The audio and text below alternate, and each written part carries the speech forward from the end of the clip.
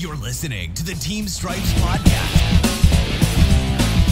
Hey everybody, welcome back to episode 83 of the Team Stripes Podcast, proudly presented by Acme Whistles, helping you make the big call since 1870. The legendary Acme Thunderer is now available in matte black. As always, I'm joined by my co-host Ross. Ross, how are you this week? Dude, I am absolutely fantastic. We took a week off last week. You were feeling under the weather. I was kind of tired from the amount of skating I've been doing. So we're back. Lots to talk about. The season's in full swing. So much NHL stuff going on. I think, and then we got the American League starting here in a couple of days. A week and a half, I think. Yeah, February 5th for them. So we're just getting everything moving, getting into gear, and I am riding high after the huge win last night by the Tampa Bay Buccaneers to solidify themselves as the NFC champs, going to the Super Bowl. And what the craziest thing to come out of that is in the 54 years that there has been a Super Bowl, the host team has never played in it until now. So next week here in Tampa, it's going to be ridiculous. Are they going to let fans in for that? Do you know? I believe so. I read a story where the NFL said they wanted to fill the stadium with vaccinated healthcare workers. That would be awesome. So I would love to see every seat in that place be given to a healthcare worker that has helped contribute to the fight against COVID. And let's just fill the stadium with those people. They certainly deserve the experience of a lifetime of going to the Super Bowl. Oh, for sure. And I mean, there's probably nobody more deserving than them, especially after this whole year and all of last year. Yep. But obviously, Tampa is becoming the new Boston. Yep, Tampa Bay, baby. So the Stanley Cup needs a buddy. And I'm thinking that Lombardi trophy is going to look really good chilling with Lord Stanley. Now you need is the Rays to win a World Series? I mean, they won the American League this year. So for Tampa sports, it's been wild. So the Tampa Bay Rowdies, which is the minor league soccer team, they won their division, lost in the finals. The Rays won the American League, obviously lost in the World Series. And then our Tampa Bay Lightning bring home the Stanley Cup. And now the Buccaneers are in the Super Bowl. And it's what a crazy year for Tampa. And then on top of that, you have Tom Brady truly solidify himself yesterday as the greatest quarterback in NFL history. Absolutely no doubt whatsoever. People questioned him before, is it Belichick? Is it Brady? Brady comes to Tampa. We're absolutely terrible the last forever since our Super Bowl in 2003. And in 1 year takes his team from not even making the playoffs to go into the Super Bowl. Greatest of all time. So Enough about football. Let's focus on what this podcast is really about, ref and hockey. So let's start with what have you been skating lately? Anything good? I mean, it's just business as usual down here. I did a weekend of North American League games, and those are, there you go, as always, a blast. So always good there. We're only a week and a half into the season, but there's been so many games that it feels like we're 5 months into this season, which I absolutely love. 116 straight nights of NHL hockey, by the way. And I'm all here for it. One thing that I think we have to talk about, we would have talked about it last week had we recorded the podcast, was the very opening face-off speech given by Kelly Sutherland before the Penguins, and I believe it was the Flyers. Yeah, the Penguins Flyers dropped the puck. I'm all for mic'd up referees, and I loved what they did at the World Juniors. Loved it. This one a little too much for me. I think I'll preface this first by Kelly, Wes, and I think Dan O'Rourke are our top three officials in the NHL. No doubt.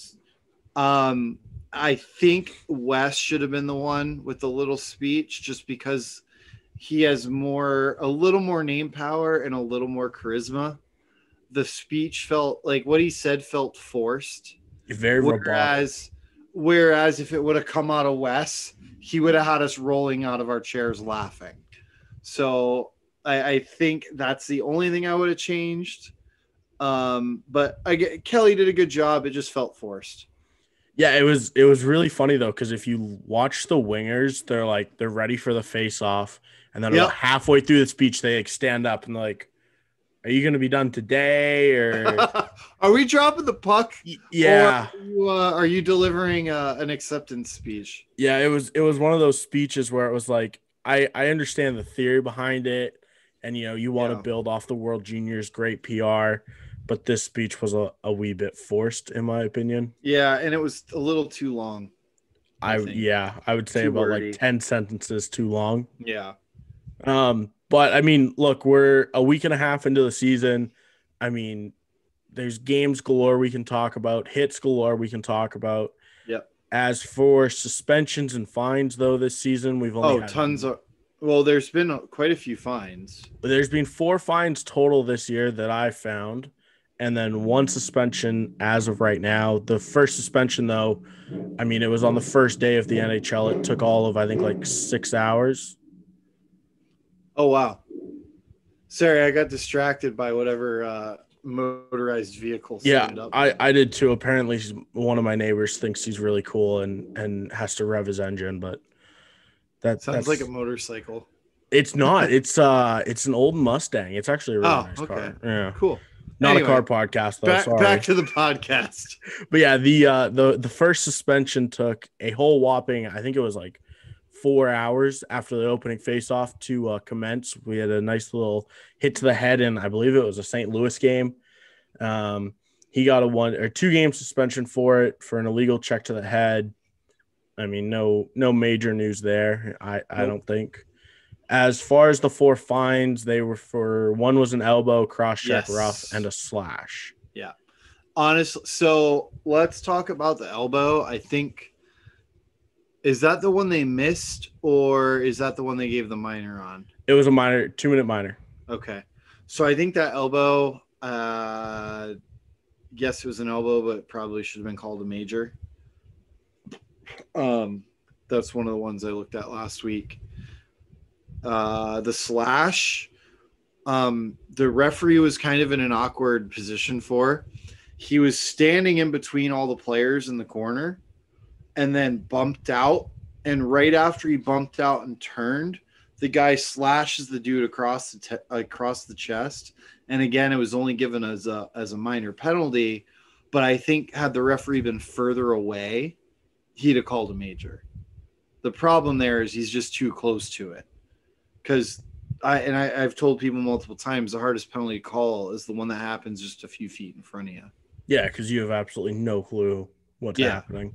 So, and then there was what were the other 2? It was a roughing and then I can't remember the other one off the top of my head. Okay, yeah, I can't remember. I can't place the videos because I know I watched them. To continue on with the NHL stuff, a couple of quick, one officiating related. The NHL released the roster of the Canadian division officials. Mm-hmm. So we have Reed Anderson, Mitch Dunning, Eric Furlot, Mark Jeanette, Michael Markovic, Brad Meyer, Kendrick Nicholson, Kevin Pollock, Chris Schledker, Graham Skilleter, and Corey Severette. And then the linesmen are Steve Barton, Dave Brisebois, Michel Cormier, Scott Cherry, Steve Miller, Bevan Mills, Keel Murchison, Derek Nansen, and Mark Suchuk. So those are going to be the guys that you see working every game in Canada. There are a few guys on the referee side that are American League and NHL officials. I would assume that those guys are probably going to be just full-time NHL this year, just because, they're going to be needed in working games north of the border. Yeah, I mean, it's definitely interesting, the fact that those referee and linesmen have to see the same 7 teams all year. I mean, now granted, like, sure, the players are somewhat used to it because all the refs are always the same night in, night out for the most part.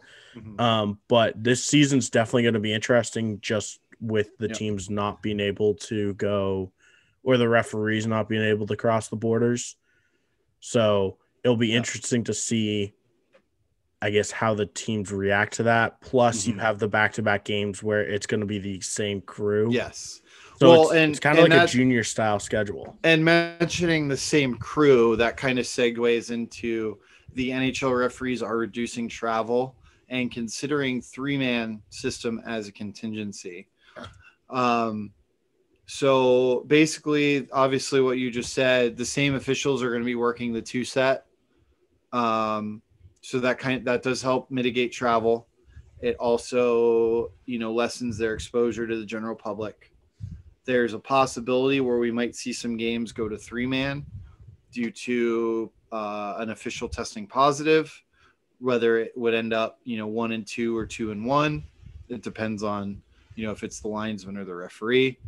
They've also considered a basically an e-bug situation like you would have with the goalies, except it'd be emergency backup officials. I know that some of the officials that work the World Junior have been considered to be on that list, if that's something that they do. So there is a good chance we might get to see a non-NHL referee or linesman work an NHL game this year. Which would just be insane. Yep. I will say I'm just waiting for that phone call. My bag's always packed, ready to go. Yeah, right. Hey, I live 15 minutes from the rink, fellas. Yeah, this year is definitely, I mean, if they had to 3-man one of these games, that would just suck overall, I think, for the officiating crew. But it's definitely a very junior style schedule, which, I mean, look, all of these players, all of the officials have done it. Yep. So it's just. Well, and that's not really an issue. And I know in talking to a few of the guys on the roster, basically they're not allowed to do anything. Yeah. They fly to their city, they go to the rink, they go to their hotel room. As far as the last thing I heard is they're only even allowed to see the crew when they're at the rink. Well, so I mean, like when they're at the hotel, they have to keep in their own separate rooms. They're supposed to not hang out with each other, just to potentially mitigate if someone gets it and somebody else does, then you're down to 2 guys. So it's a pretty lonely year for them. So the only time they're really seeing the guys is at the rink. I mean, even the players are going through that though as well, because it was they can sit on the bench next to each other without a mask on. But if 4 of them are in a hotel room together without a mask on, it's $100,000 fine. Yeah. So the last week, the Capitals got fined $100K for breaking the COVID protocol, and then 4 players are now out for COVID protection, whatever, however that list works. I think it's like they have to test negative 4 times in a 7-day period. Yep. So Ovechkin's out. 2 major players in Ovechkin and the Russians. Thank you. All of the 4 major Russians on the Capitals are going to be out. So I mean, it sucks for the refs. It sucks for the players, but it's kind of one of those. It is what it is, I think, situations. Yep. Well, we have that, and then we also have games getting rescheduled. The Lightning have already had now 2 sets of games rescheduled. They had their Dallas series rescheduled, and now the Carolina series is rescheduled. I was just saying, because Carolina has they've had, I think, probably 3 or 4 games now that's gotten postponed or rescheduled. Yeah. So it's definitely an interesting year. Got to be flexible. Yeah, I mean, it's just one of those years where I think you just got to say you roll with the punches and whatever happens, happens. So and then moving on with NHL news, we have This is kind of a minor detail. So the NHL decided that this year was going to be the first year they implement puck tracking 100%. They did it during the playoffs in the bubbles in Edmonton and Toronto with no issue. However, the pucks that they got sent for this year, apparently all the players were complaining about bouncing or not coming off their stick right, whatever. You know, players will complain about anything. But they complained to the point where the league has decided to go back to their stockpile of pucks from like the 1920 season until the manufacturer of the tracker pucks is able to provide them with a new batch. And before we go along any further, we've just been joined by our beautiful interview for the week. Corey, welcome to the podcast. How are you today? Thank you very much. Thanks for having me, guys. It's great to see you. What's going on, Corey? Basic game here. Yeah. We're, I don't know, trying to stay warm up here in Winterpeg, minus 27 outside Celsius. No, thank you. Wait, hold on. Did you say minus 27 C? Yeah. Yeah. Capital C. It's not. Yeah, do the math there, Ross. Hold on. It's going to be chilly, I'll tell you that. Yeah, not much outdoor hockey going on right now. No, or indoor even for that matter, especially in Canada. Yeah. That's for our American listeners and those that use Fahrenheit, that's negative 17 degrees. Yeah. Yeah, it's not great. So, Corey, obviously, I don't think anybody really knows who you are. A little bit about yourself, like who are you? What do you do? Yeah, absolutely. Well, yeah, for starters, so Corey Koop, I'm 28, so I'm living in Winnipeg, Manitoba. So central Canada there. I grew up in Squamish, BC, so out on the West Coast. And I guess, officiating background wise, started reffing when I was 12, bright and early. My dad was a ref, so I wanted to get out there and hop on the ice with him. Was playing at the same time as well, so kind of worked my way up there.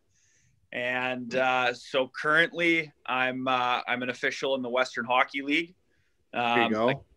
Yeah, so I got hired full-time last year, so this would be my second full-time year in the league. Obviously, we're still waiting to get rolling here. It's kind of every province, every state is doing something a little bit different. So, yep. We're getting updated soon on what they're looking at. But, we just got news a little while ago that we're getting at least a 24-game season. So what that looks like in terms of how many games officials will get or what our travel will be like, we don't know. Hey, 24 is better than 0. Absolutely. So, and then it looks like Manitoba's kind of clamped the curve. They're looking at opening things up again pretty soon. So I know all the leagues below that, Junior A and everything, they're looking to get going as soon as they can. So we're just kind of a bit of a wait game. Yeah. So I have my level 5, so I'm hoping to get my level 6, next year if I'm eligible for it. So hopefully get the invite there.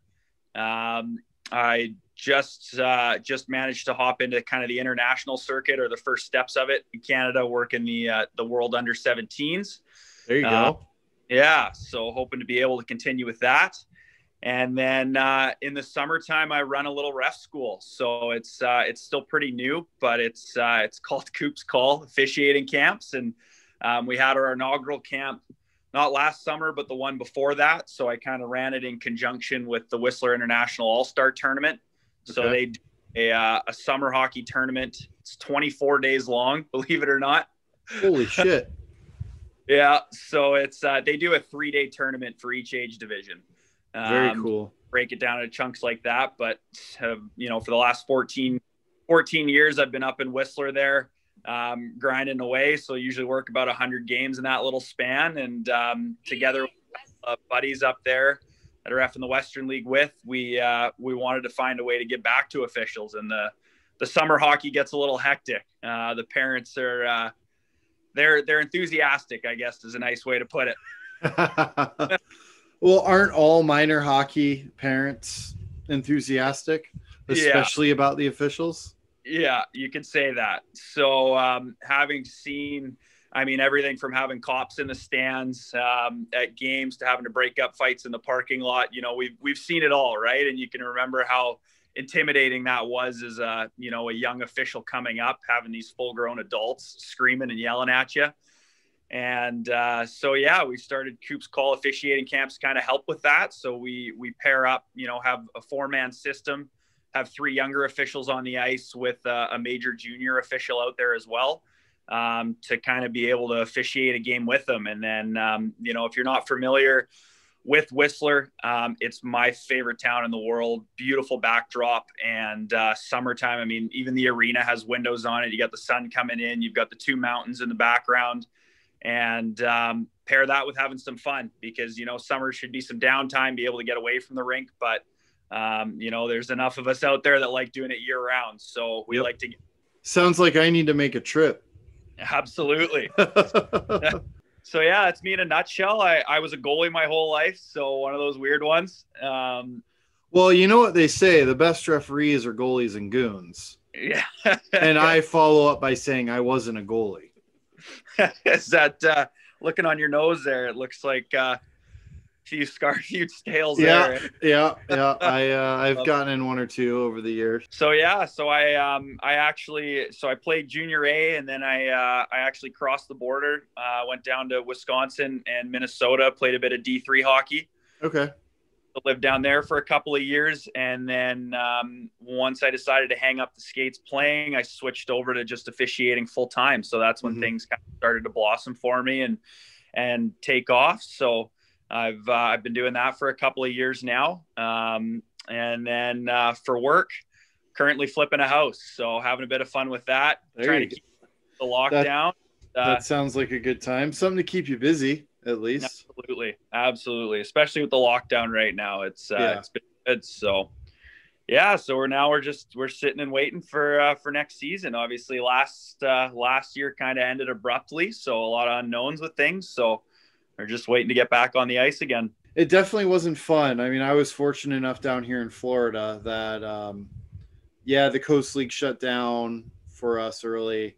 But as far as like youth and like men's league and stuff like that, we really haven't had any issues. We're actually right now, one of the junior leagues, the USPHL, the entire league is here in Tampa playing out their season. So I've worked almost a game a day since they've been here. They got here January 6th. Yeah. So by the time that's all done for me, I'll be close to 40 games. Wow. For this league. Yeah. It's been interesting. It's been a lot of fun, especially seeing teams that, I don't get to see year round because of where they're located and where I am. But yeah. So you said your dad officiated? Yeah. Okay. So like what did your dad get, as high level hockey, or what? And obviously you said he was your inspiration for putting the jersey on. Yeah. Well, he was just doing it more so for fun. It was, I grew up in a small town, Squamish. So, you'd see the same referee at, basically every game. The same guy was out there all day Saturday, all day Sunday. And oh God, bless his heart.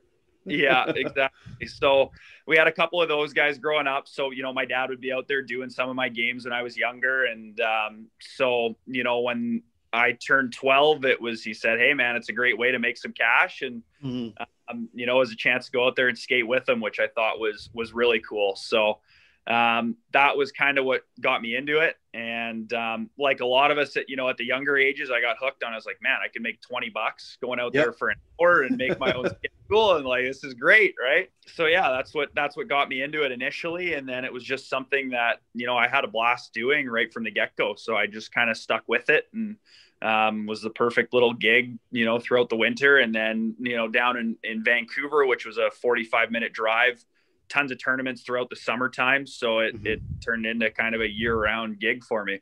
I think we all, once people try it, you either get hooked or you quit.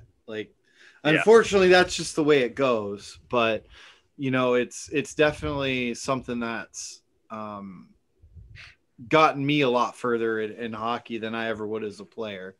And reffing is just so much fun, and the brotherhood and the camaraderie with it. And I mean, working out in the Western League, I'm sure you guys have, coming up, you guys probably all worked with the same guys and have the same kind of stories and all that, kind of like we have down here. So like here in the US, we have the officiating development program. Basically, when you're a younger official, 18, 19, 20, 21 years old, somewhere in there, the ODP, if you're good enough, like you end up working like the NA3, the North American Hockey League, and then moving up to the USHL and then graduate into pro. Now, obviously with you working in the Western Hockey League, like how does it work in Canada with development as far as like, is there like a specific officiating program? Is it provincial as opposed to national? Because like ours is a national thing. Yeah. Because you mentioned you're a level 5, and that comes from the province, right? Like the province is who puts you up to go for level 5. Yeah. So that level 5 is a national certification, but it is up to your province to nominate you all the way up to level 5. And then level 6 that's when like Hockey Canada makes that decision on which will go there. So for the grassroots level, it all starts within your specific branch. So kind of based on what city you live in, there's a bunch of different branches. So Squamish just has the one. You get into Vancouver, there's a few different branches. So you start working your way up there, kind of level 1, 2, 3. And then once you get to level 3, that's when then your province steps in. And so your province, so when I was growing up, I was in BC, not Manitoba. So BC Hockey kind of identifies you and then has you nominated for your level 4, your level 5. So they'll have provincial camps, so kind of like a state camp that they do. So that will get you to your level 4 and 5. And then that's when you start kind of getting on the radar for, the higher levels, for Junior A, for Western Hockey League and that sort of thing. In terms of a national development program, then we have our program of excellence for players, and then they have the OPOE, so officiating program of excellence. So that then you need your level 4 as a linesman, or your level 5, your level 6 as a referee, and that's sort of our like national development program. So then are those the guys that get the IIHF licenses then? Yeah, so you need your level 6 for the license if you're a referee, and your level 4 as a linesman. Oh, yeah, to be up for grabs for that, then you need to be identified and be selected to go to one of these OPOE camps. So they'll do regional ones, and then every summer they have a national one in Calgary. And so to be a part of that pool, you have to go to this camp, and then once you're there, it kind of starts you on a 3-year cycle. So once you're into the program, you have 3 years to be selected for one of these bigger tournaments. If you're not selected within 3 years, then you're kind of cycled out of the program, and new officials identified and brought. Gotcha. And so as a linesman then, because that's where that's my bread and butter trade. Yeah. So do linesmen progress past 4, or do they just keep you as a level 4? Like in 5 and 6 is specifically for referees. Yeah, exactly. So 4 is the highest level you need to go to as a linesman. So you won't see them going any further past unless they decide to switch to refereeing. That's interesting. 5, I did not know that. Yeah. And then 5's kind of an in between, like it allows you to do that, the World Under 17s, but it really, it's just kind of a stepping stone, whereas you need your level 6 to then progress to anything, any of the big international tournaments. Yeah. See, here in the States, we have everybody, most of when you're good as a younger guy, you go through the ODP. Obviously, USA Hockey, we only have 4 levels. So we max out at level 4, but then we go the ODP route. And then once we're there, you also work through the USA Hockey camp systems, which is we have a futures camp, which is for like the 18 to 20-year-olds. Then we have, elite camp? Yeah, elite. Brenden? There's elite camp, and then there's high performance, which is the highest camp. And then there's another one called merit. Program of merit is where you get invited, and then the guys that go to that are the ones that get their international licenses. Okay. So like we kind of do, obviously we do things a lot differently. and getting to that merit camp on the USA Hockey side, that's where like most of those guys are working.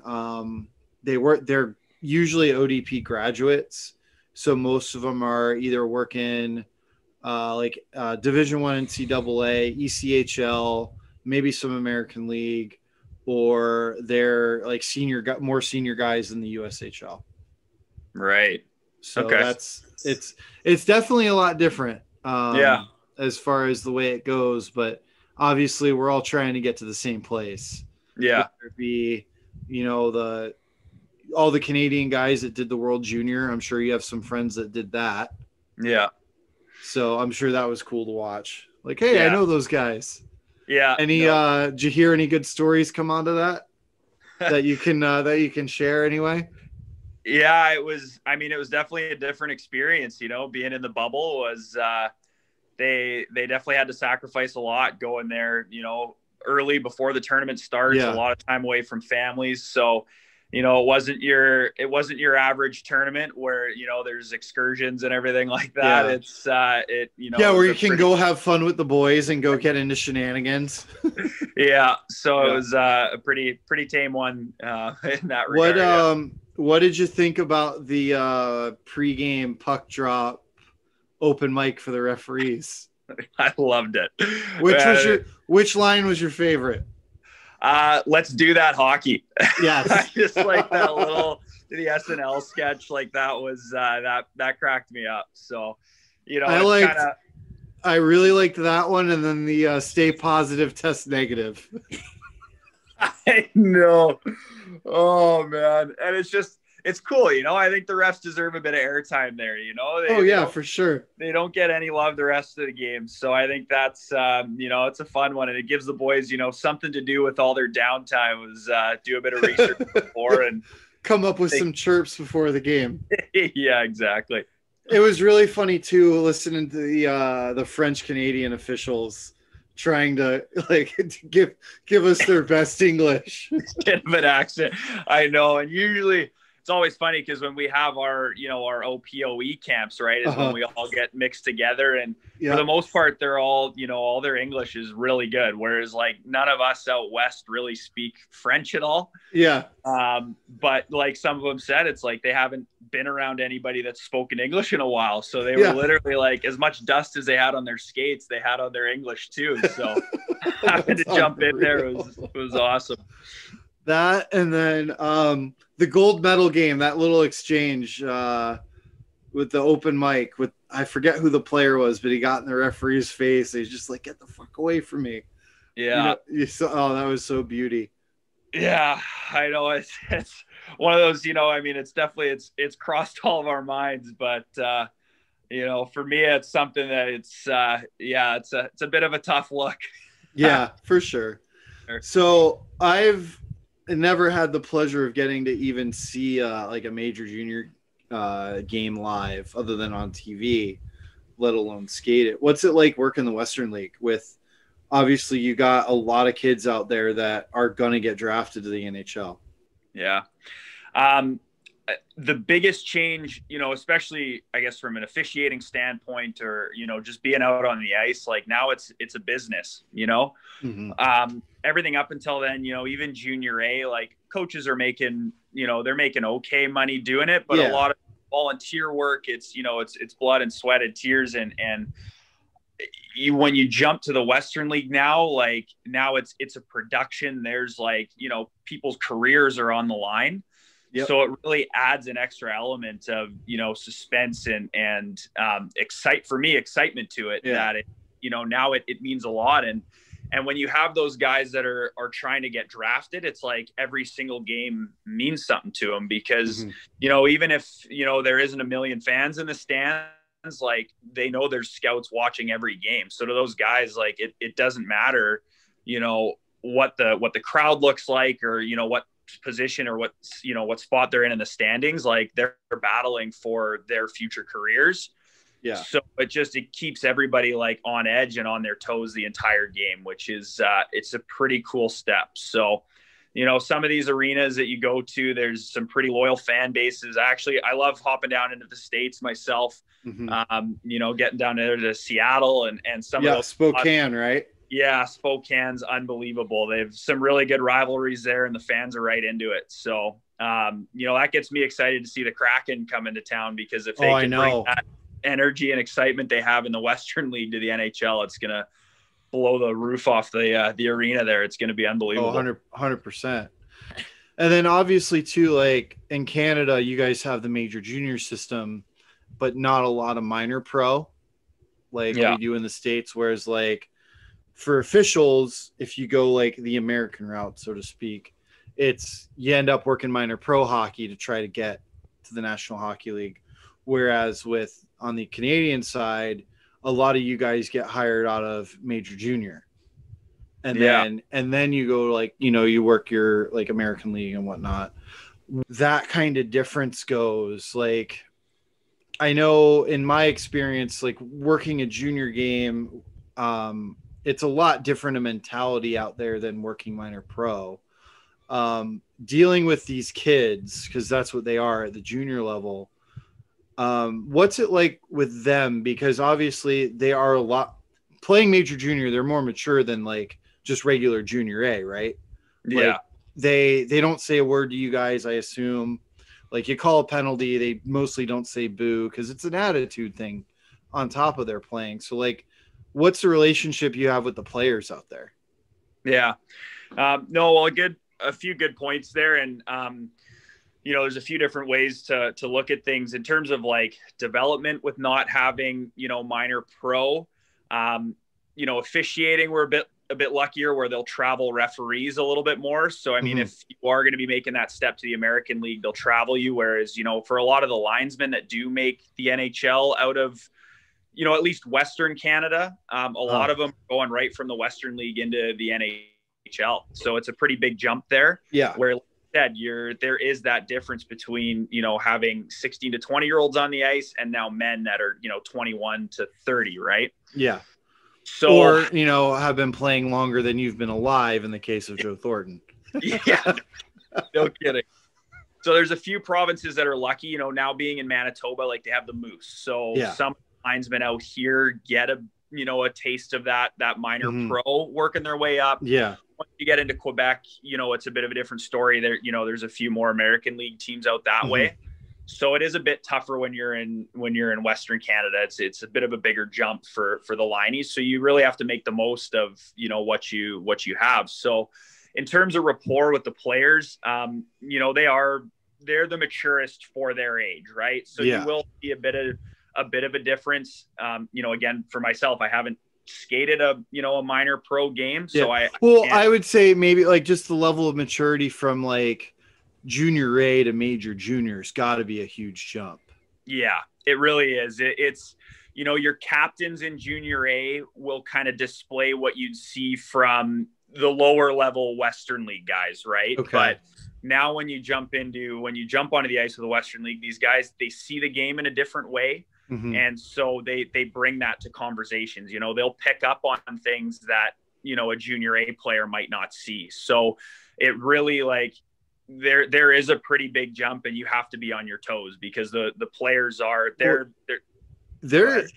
a lot smarter now too. Like, you know, I remember when I first, you know, got into it, one of my favorite sayings from other referees was a hockey player's never said anything smart. but now like these young kids like playing the high level junior, and then even, you know, my experience with the last few years working, whether it be the Coast or when I was working in the SP, they're so much smarter now. So like, and they're a lot wittier too. So like, you got to always be ready for anything that comes out of their mouth. Yeah. Yeah, you do. So yeah, no, like you said, they keep you on your toes, but there will be flashes of a bit less maturity too. You know, the captains and the assistants, like dealing with them, it's you can have a conversation, you know, and a logical one. Whereas, you know, there'll still be spurts of it where they'll show a bit of immaturity, but for the most part, they carry themselves like they're playing minor pro. So it's a pretty significant jump from minor junior or junior A to major junior. Do you work any like the senior stuff, like the senior A, like because I know like when my dad years ago went to University of Alberta, and instead of playing college, he played a couple of games for a senior A team. Yeah. Where, each little town has a team and it's the adults. And it was funny. I remember him telling me he played a couple of games. He's sitting on the bench watching these guys beat the ever-loving shit out of each other. Guys coming back off shifts, missing a different tooth. And my dad's sitting there going, yeah, I'm not doing this. So do you ever work any of that stuff? It's some of my favorite hockey to work. Okay. So BC doesn't, there's a few teams, but it's not as big. Whereas like for Manitoba, like you have some of these farms, like small farm towns, like they live and breathe that senior hockey, and like the arena's packed. It's like -40 in the arena. They don't care. And it's like, I should say it's kind of funny because from the beginning of the season to December, they're like, I got to work tomorrow. It's not that bad. But then from like after Christmas break through playoffs, like every shift, someone's leaking, like there's teeth missing, there's scraps. Like, I got to work one of the finals of the Carillon League here, and there's this team Notre Dame, and it's like this arena is only meant to hold like 150 people, and it's like there's like 400 people packed into the stands. Like the 50-50 was insane. So we're like out there at intermission trying to grab tickets, and it's just like the atmosphere is unbelievable, and there's so much like small town pride in it, and these guys know each other personally. Like it gets pretty vicious. And especially when I first started reffing in it, like when I shaved, still a bit of a baby face, you get 40-year-olds and they're telling you where to go and how to get there, and there's nothing you can do about it.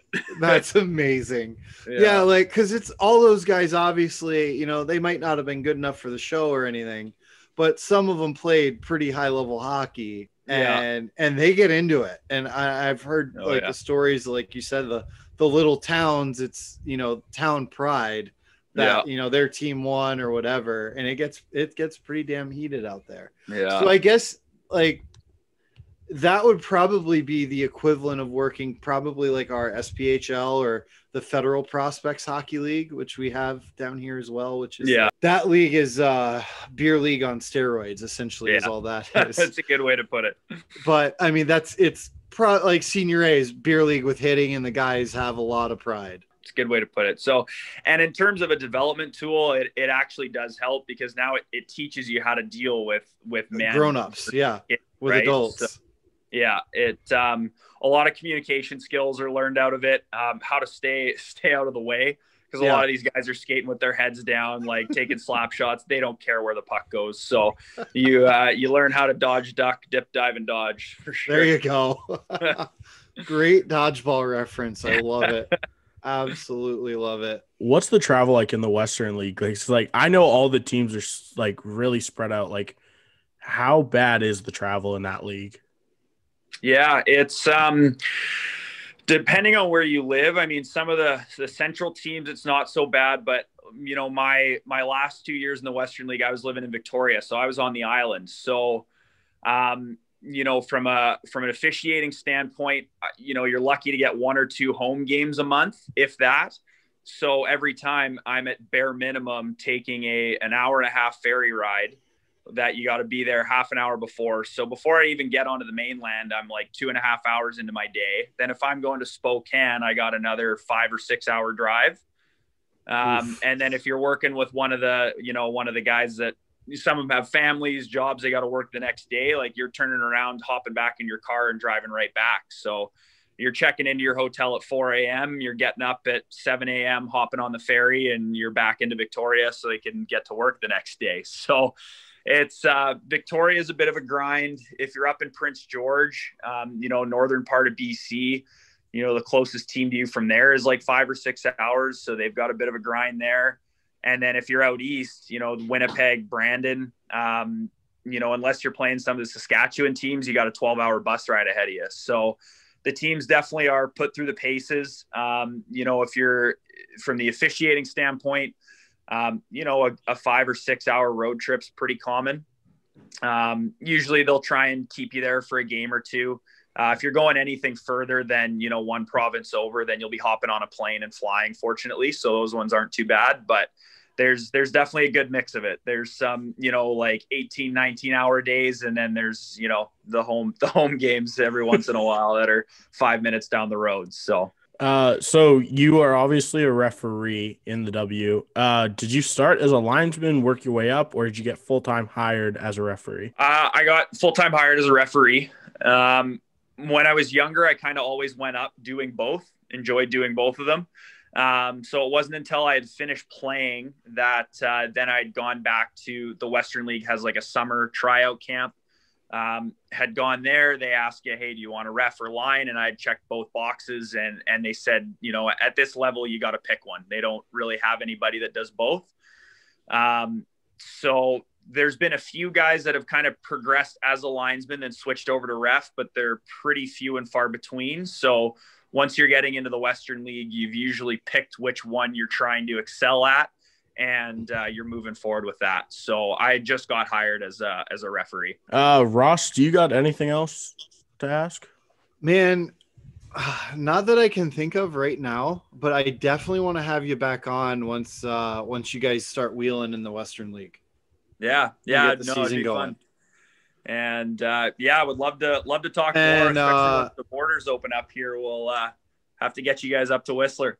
Oh my God, that'd sure. be amazing. And then we definitely maybe at some point before your camp coming up this summer, if you guys are able to do it this year, I think we should have you on to promote the camp a little bit. That'd mean a lot to me. We can dive a little more into the camp side of things and what your goals and what you do there, as opposed to, like what we're talking about now with the on the ice stuff. Yeah. Really quickly, give us the elevator pitch then for the camp. So it was essentially it's the time of your life, man. If you're, like we said, reffing, it's all about that brotherhood. It's about that camaraderie, the fun. So I'm combining all of those elements. We want young officials that are kind of on the cusp of, they're thinking about, am I going to stick around? Do I like doing this? We want them to come to Whistler. We want them to get on the ice, get a taste of a very competitive spring hockey setting, be on the ice with major junior guys. So guys that they look up to in the officiating world, step on the ice, ref an actual game with them. And then you head back to this unreal, 18-bed log cabin that the kids have for the week. Get out, explore the lakes, biking, frisbee golf, and just have a really good time with the boys. I'm sold out. I'll be up there. Right? I mean, sold. Yeah, let's go. Well, at least if the borders close, you'll still be able to cross it there, Mr. Brenden. Yeah, but I got a quarantine for 14 days. Yeah, go up a couple weeks early. Exactly. Yeah. Go see the family. You won't regret it. No. Corey, thanks for coming on. We will definitely have you on later down the road, but thank you for coming on. Guys, thanks for having me. Stay safe out there. Have fun. We'll see you down the line. I hope you enjoyed that interview with Mr. Corey Koop, Western Hockey League referee. We are definitely going to have him back on again as the Western Hockey League season gets underway, whenever that happens. And then definitely later in the year towards the summer to help him promote his ref camp. I think another thing we should mention that if there are other ref camps out there for people that listen, if you guys want a little shout out, maybe a little advertisement, let us know. We can certainly put out the information for you. I think Brenden, we need to do that read for Acme Thunder. So I'll go ahead and shoot it over to you for that part. Yeah, that interview was sponsored by our amazing sponsors at Acme Whistles, helping you make the big call since 1870. The legendary Acme Thunder is now available in matte black. We have the one in our store with the custom Team Stripes logo on it. I have two of them. I rock them all the time. They're awesome. They're the only whistle I will ever use from now on. The matte black looks just stunning on the ice. So, yep. Obviously, thank you to Acme Whistles. And yeah, I mean, Ross, what else do we need to talk about? There's still a little bit of hockey, I think. Well, I think we need to talk about the biggest thing that we have going on here. Okay, For those of you that are watching this podcast on YouTube, you will notice this jersey that is right here next to me. Beautiful number 21. Number 21. So this sweater was given to us by NHL referee TJ Luxmore, and he signed it. And this sweater is the grand prize for our 1,000 subscriber raffle. Here, let me see if you guys can. Oh, hold on. There it is. So TJ, like I said, was nice enough to donate this game warm sweater to us. It even has the Mick Magoo patch from when Mick passed away that they wore they wore these the rest of the season. So what we need everybody to do is comment on this podcast with your name if you are a subscriber, because we can only access about 300 of your actual names due to some privacy settings within YouTube. So if you're listening to this podcast not through YouTube, please go to the YouTube link for this page, put in your name, because I think next week we are going to try at least to do the giveaway. First place gets the TJ Luxmore jersey. Second place gets an item out of our store. Third, fourth, and fifth all get a Team Stripes matte black whistle. Yeah, and so for the competition, obviously, as Ross said, due to the stupid privacy rules of YouTube, I shouldn't say stupid. I mean, I get it. When I was pulling the list of subscribers, I was like, why is there only 300? Realized why. So what we're going to do is have you guys comment on the video with your guys' name, and then what we'll do is there's a bunch of software that I found that randomly selects comments. So you do have to be subscribed to win. So subscribe if you haven't. And if you're one of the comments picked, we will contact you over social media. Hopefully we can do that late this week. Obviously, we want to give everybody a chance to enter the competition. Yeah, I think we should do it next Monday. What I think we're going to do is live on either Twitch or Facebook or some way we are going to do the raffle. Yeah. I love it. But I mean, we have to jump into, I think, probably the biggest news from the NHL so far this season, and that is the Patrick Laine trade. Or the Pierre-Luc Dubois trade, or whichever way you want to look at it. However you want to look. For anybody that lives under a rock, really quickly, if you do live under the rock. I was living under a rock until the next day because I didn't find out about it till Sunday. And I saw it. I was like, holy shit. Because I never thought in a million years Winnipeg would trade Patrick Laine. Mm-hmm. So, really quick, the trade is Patrick Laine, Pierre-Luc Dubois, and then Winnipeg also receives a 2022 third-round pick, and then Columbus gets forward Jack Roslovic. Laine and Jack were both unhappy, I would say, with the situation in Winnipeg. Well, I was reading a story today that apparently Blake Wheeler and another guy on Winnipeg did not make Laine feel the most welcome. And so there was some locker room drama on both sides. Obviously, with Columbus, Dubois wanted out. Him and Torts did not get along. Someone not getting along with Torts. Go figure. Shocker.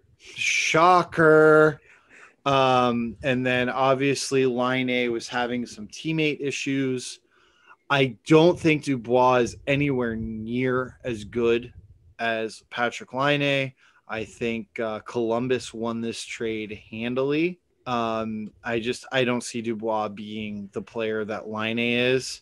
And I think with Laine getting out of there and being out of a very toxic locker room situation, he's going to flourish in Columbus. I don't know about Dubois, to be honest, whatever.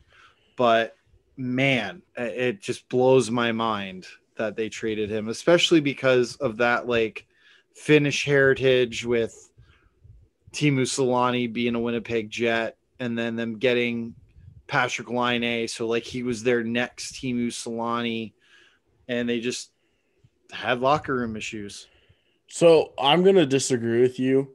I think this trade, to say who won, is going to be a tough one, I think, to say. Well, it's going to take Obviously- years to really figure out the winner, but right this second, and I just think Laine is the much better hockey player. Obviously, all like the two big names, Laine and Dubois, both won it out of where they were.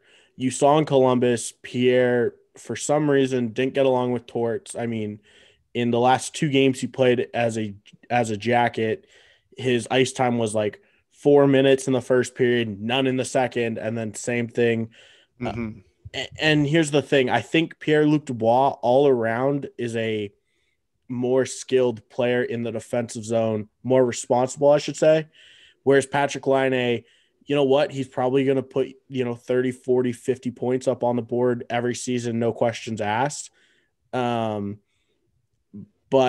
is he what John Tortorella wants? I don't think so. And I think that's the issue that we saw with Dubois, because Dubois, I think, is a very offensive-minded player, and John Tortorella is defense first. So to see if Laine can thrive in that situation, I will be interested. Mm-hmm. Obviously, he's going to help Columbus score goals, which is huge, because that's really right now what they need. That's their issue. But Pierre-Luc Dubois, I think he's going to come into Winnipeg. He's going to do the quarantine, the 14 days, and however many negative tests he needs. And I think he's just going to thrive in Winnipeg.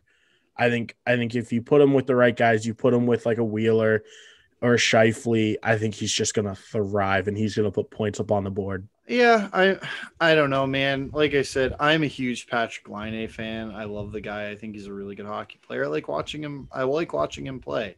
He's one of the guys outside of watching the Lightning that if he is on, I will certainly give him a look. Yeah, and I mean, like, if you really want to break it down, they were drafted the same year.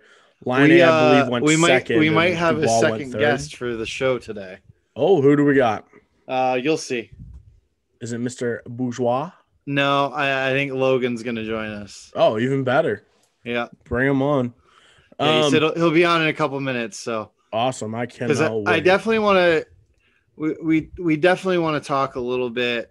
I wanted to get Brenden on too, but Logan joining is going to be great, because just talk about what like having 1,000 subs means to us as a podcast and as a community, and as, couple of talking heads, just talking hockey and reffing. Like it's pretty cool. I never thought. Trust. When I first started, I think we were at like 600 or 700 subscribers, and I was like, man, like 1,000 would just be insane to get to. And then we got it, and I mean, everything since we've hit our 1,000 subscribers just keep going up and up and up. Yeah. And I mean, that for us, our next goal is 5,000 now. Yeah. Oh yeah. 5,000, and we'll go from there. Yep. There ain't no stopping. Logan's going to join us here in a second, so we'll talk a little bit more about that. Let's want to talk about the Caps third jerseys that they just announced today? Yeah, sure, we can. I love them. It looks like very similar to, if not, it is a jersey that they've worn in the past. Yeah, I thought it was one of the outdoor jerseys. Yeah, it was one of the. I think it was the one they wore at Annapolis. Potentially. It's beauty though. Blue sweater, white shoulders, a little bit of red, a white W with red stars. It looks good. It's a good. Mm-hmm. It's a nice looking jersey. They're gonna wear it 7 times. I think everyone's wearing their thirds 6 or 7 times. Correct. And then they're wearing their reverse retro 3 to 4. Yeah, that was from my understanding what I got. Which is a little disappointing on the reverse retro. I would have liked to seen the reverse retro more than the thirds, but hopefully going forward the next couple of years they keep using these reverse retro jerseys.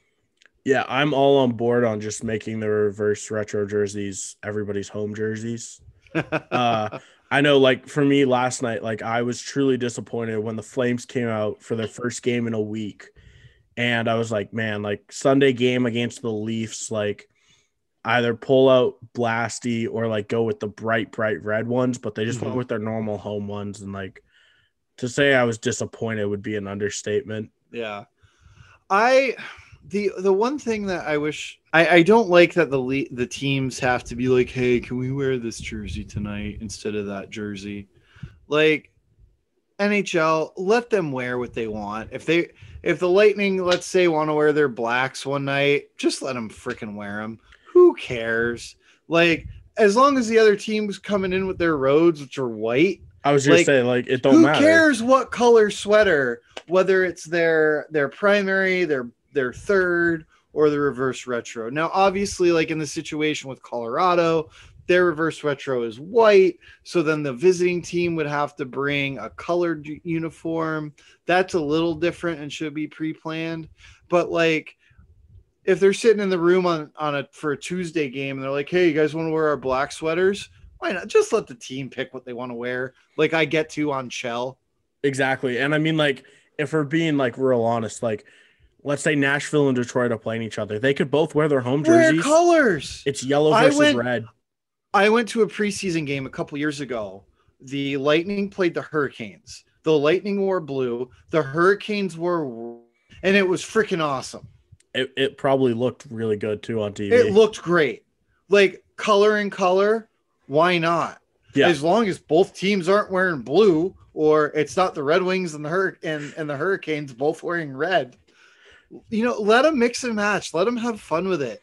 Like I saw the other day that Oscar Lindbaum had to ask the NHL if it was okay for him to wear a cancer sticker on his helmet, which they approved because obviously it's not the NFL. But it's a no-brainer that like if a guy like if there's something controversial, yes, but they should have to ask. But like a cancer ribbon on your helmet, especially a guy that survived, like why does he even have to ask? Like wear that thing proudly. What I think would be really cool for the jerseys is if your fans could vote on it the day of the game. Oh, wouldn't that be awesome? Which sweater do you want us to wear tonight? Make it a poll from, whatever, 8 a.m. to like 2 p.m. Or even charge $1 for the vote. Like, and make it into lost revenue. Make it into a 50-50. Or, I mean, or you could donate that money. Exactly. Like, charity of the day is feeding Tampa Bay. Donate $1 to pick which sweater the Lightning wear tonight. They're blue, they're reverse retro, or they're black. And I guarantee you people would be all over it. Oh, they would. Because I mean, I would be. I would. I'd pay $1. Oh, no doubt. To get a vote and saying which sweater they wear. Plus, all that does is make you more invested. Yeah, especially if it goes to a charity. Oh, 1,000%. I think we're onto something. If the NHL does this, you heard it here first on the Team Stripes podcast. We got big-brained ideas. And today. NHL, we want some royalties from that. Please and thank you. Please and thank you. Really quick, I think we need to at least kind of look back on the last week and a half of the NHL season.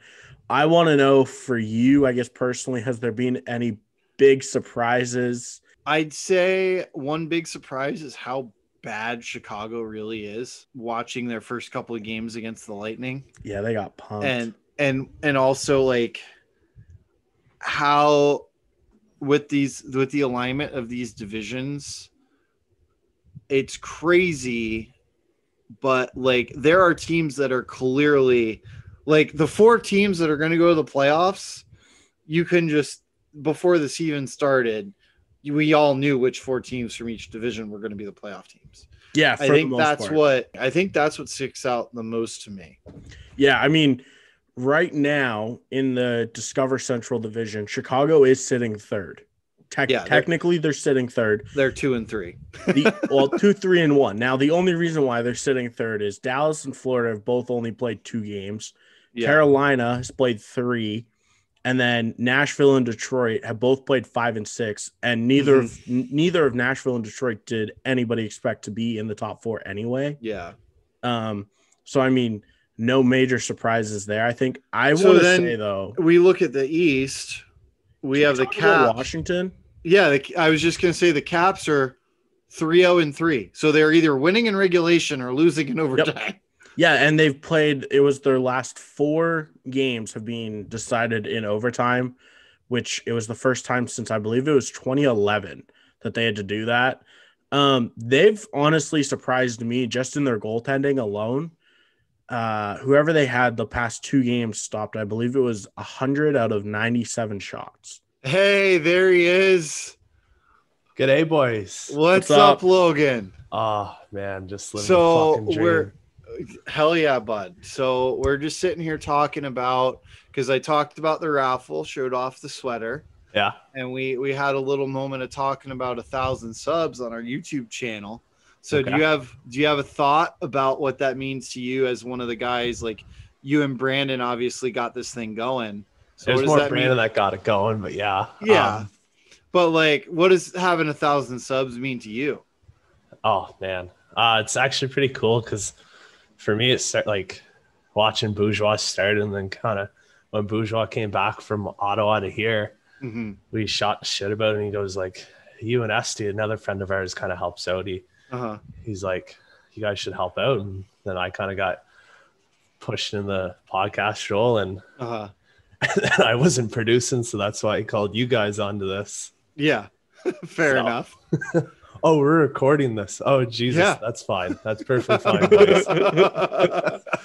Yeah, surprise. I should have warned you. We're recording for the podcast we're releasing. That's fine. That's fine. I wing everything as I go. So perfect. So, well, then you can jump in with us. We're actually talking about like how the season's gone right now so far, and like any surprises. So, like for you, what's been your biggest surprise as far as, you know, the first 2 weeks of the NHL season with standings and teams? You got any? Jesus, I lost you. Any thoughts? Okay. Oh man, it's been pretty good. A little disappointed with Colorado. Was hoping that they're going to come out a little bit stronger. I was just going to talk about that West Division. The Knights are 5-1, and the Avs are 3-3. For Vegas to come out this hot, to me, is pretty impressive, especially where that's such a big division. Like, that's a tough one.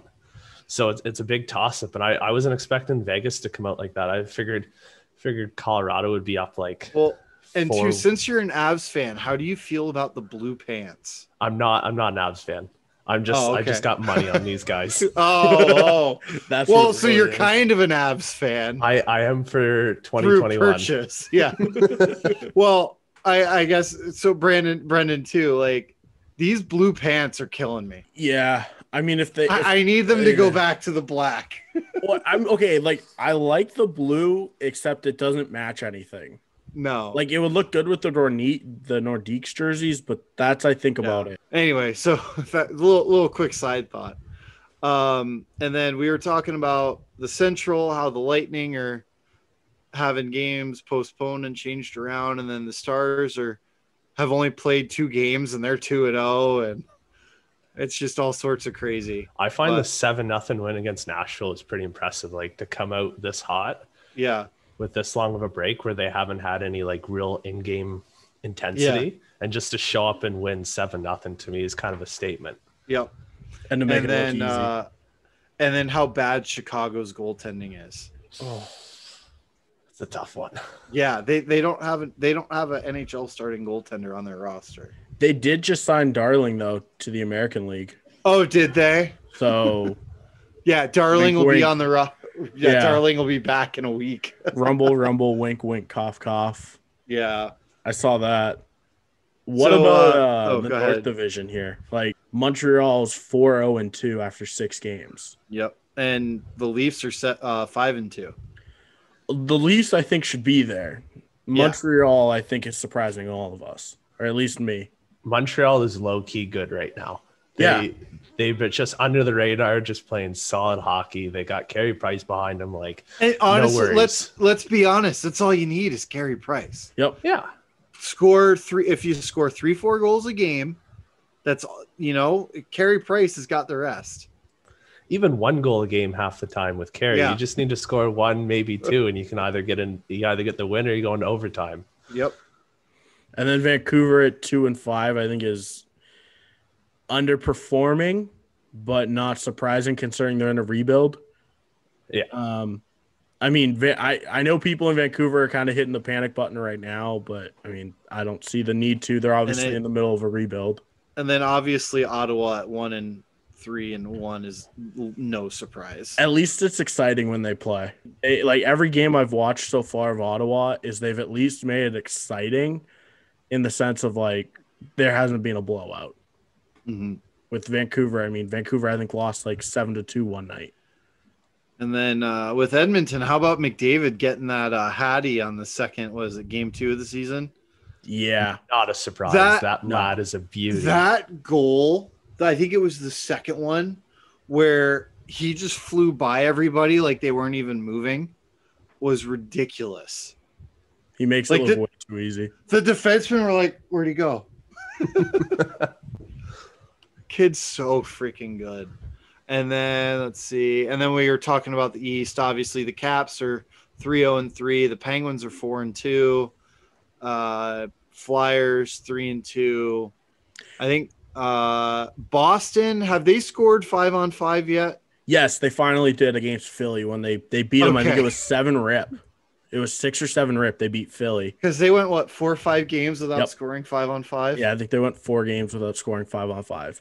And then the Devils are 3-1-1, which I expected them to be 1-3-1 maybe. Mm-hmm. Especially playing Boston. Yeah, but I mean, like if you think about it, the Devils opened against Boston for 2 games, and Boston didn't score a 5-on-5 goal against the Devils. That's bad. Yeah, yeah. And then Philly lets them score like 6. So. And then how are we feeling about Chara with that Caps sweater on, and then Taylor Hall in a Sabres sweater? I'm a fan of the chair moving. I mean, it looks weird. Really fucking weird. Oh, am I allowed to swear in this? Yes. Yes. Yes. It's okay. Perfect. I'm a rookie at this, boys. You guys are more seasoned than me, so. But I'm a fan. I'm a big fan of that. It's definitely taken some time to get used to. Every Washington game I watch, I'm like, why are they saying Chara's name? Like, he's on Boston. Like, this isn't a Boston game. But, I mean, it is what it is, right? Like, he's doing well there, which is good to see. Yep. And then Joe Thornton in Toronto. I guess he's hurt, right? Yeah, I haven't seen How him about, play. though, I think it was the other night, I forget who they played. He has like 1,400 points, and he had more points than the top 2 lines. I think they were playing maybe Ottawa. Yeah, it was Ottawa. Or he had more points himself than the top 2 lines of the Senators. It might have been the whole roster. No, I think because I think Yager's one of the only people that's ever had that. Because it is Ottawa. I mean, they're definitely young. But it's just, it's just funny seeing like Joe Thornton wearing that Leafs sweater. And then he went back to that number 97 that he had years and years ago. So that's been, or was he number 97 in San Jose? No, he was 19, wasn't he? He definitely wasn't 97. Okay.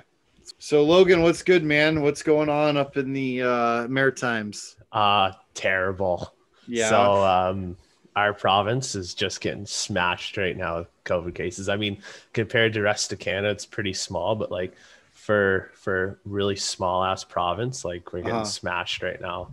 Oh, so man. I haven't touched the ice since like late November. So I don't even know if I can skate anymore. I feel like I need to request like a little red chair or something like that when I go out next. There you go. Oh, just get one of those little push things that you get a public skate. Yeah, that's what I'm gonna ask for my first time on the ice. Like, there you go. And it's just a gong show. So that's unfortunate that you guys aren't skating. So are all the rinks just shut down? Like, so we got 3 different phases. What we call is yellow, orange, and red. So yellow, like we can all play, everyone plays. Orange, it just means teams can practice. Okay. And then red, just everything's shut down. So we're half the province is in red right now. The other half is in orange or transitioning in as of tomorrow night. So, and it's kind of shitty for us where with the Quebec League, like teams are still able to practice. Like for me, like my hometown, like the hometowns, the Moncton Wildcats, like they're practicing every day. And then we're supposed to jump on the ice, like probably, I don't know, in a month, if everything starts to clear up and get ready for game speed when these guys have been practicing like all season long, and I've just been on the ice. Like I'm on the couch eating chips, and like I'm just a total wreck right now. I forget the comedian who said this, but are you naked on a beanbag chair eating Cheetos? No, eating Cheetos, yes. It's just the late night TV joke. Like, oh God, who was it? Anyway, I'll find it and I'll send it to you guys. It was a really funny bit, but it just kind of reminded me of that. Like you're sitting around doing nothing, like waiting for hockey, and meanwhile down here in Full Send, Florida, and Full Send, Texas, it's business as usual. It's past Full Send at this point. Like it's just stupid at this point. How much zero fucks given. Oh, just zero. And it's just like, hey, I know you skated 16 games last weekend, but like here's 16 more, and you're like, no, thank you. No, I'm good. Yeah, you're like, my legs.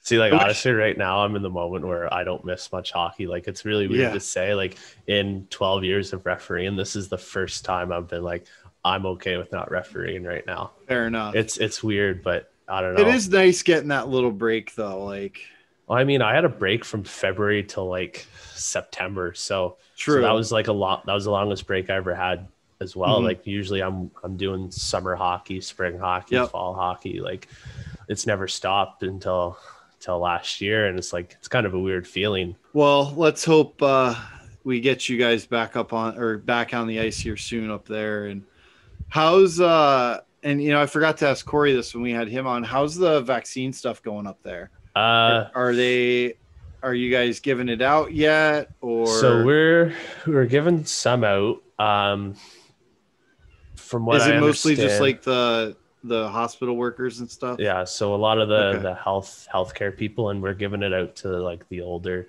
generation. From what I understand is that Quebec ran out of vaccines, so I don't know if that means the rest of Canada ran out. I have no clue. I'm not here to alarm anyone. Yeah. Yeah, no, I was just curious because I mean I know like here in Florida it's elderly and healthcare workers are priority one. Yeah, it's the same here. So yeah. Well, hopefully when the vaccine gets completely rolled out, at least north of the border, you guys can get back to hockey.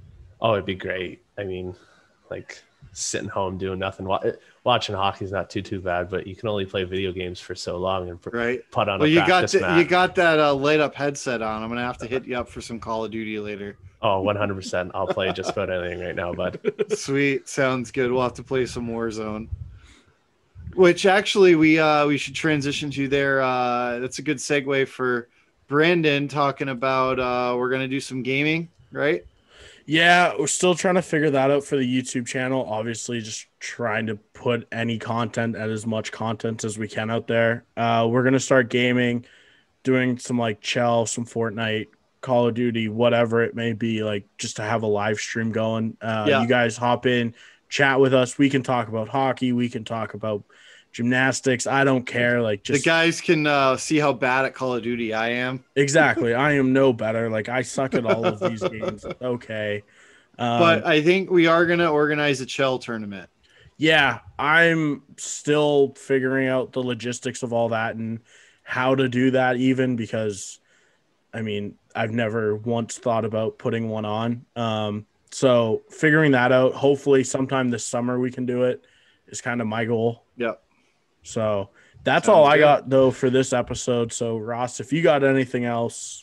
I got nothing else. We got to thank our two guests. So we had Corey come on, talk some Western Hockey League officiating and all that. And then we had previous host of the podcast, Mr. Logan, come on and join us and hang out and shoot the breeze for a few minutes. Perfect. Talk about what having 1,000 subs means to us. And Logan, you got a final thought? Not really. I want to go back to the stay positive, test negative, boys. Yes. I love that line. That's probably my favorite line of the whole entire year. We asked Corey, what his favorite line was, and he was like, let's do that hockey. And I said, honestly, that one was good, but my favorite was also the stay positive, test negative. So I think that's I think that'll be the motto for this week's podcast: stay positive, test negative. I agree, boys. I use that at work all the time, and people are starting to shake their heads now. So I think it's catching on, boys. Perfect. Well, with that said, I think that wow, if I could speak. With that said, I think that wraps up this episode of the Team Stripes podcast. Thank you all for listening. We'll catch you next week when we do our raffle to give away this awesome NHL referee sweater, and the other prizes that we're giving away as well. The anything you want to pick from the merch store and the 3 whistles. So with that, for Brenden and Logan and Corey, thanks for listening. I'm Ross Grimaldi, and we will catch you next time.